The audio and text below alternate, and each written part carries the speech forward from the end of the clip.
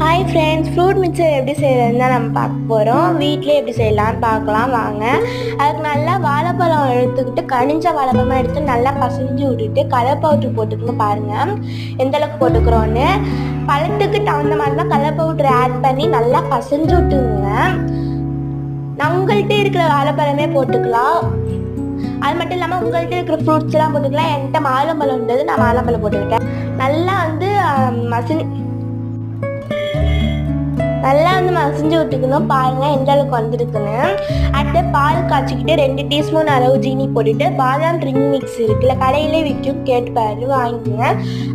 அதுக்கு தகுந்த மாதிரி பவுட்ரு போட்டு நல்லா பவுட்ரு கரையிற அளவுக்கு கரைச்சி விட்டுட்டு ஃப்ரூட்ஸில் ஊற்றிட்டு பார்த்தீங்கன்னா நல்லா எப்படி வந்திருக்கு பாருங்க. அடுத்து நன்னாரி ஊற்றுவோம்ல, நன்னாரியில் ரெட் கலர் ஊற்றுங்க. எங்கள்கிட்ட ஆரஞ்சு கலர் தான் இருந்தது. நல்லா கலரி விட்டுட்டு ஃப்ரிட்ஜில் வச்சுட்டு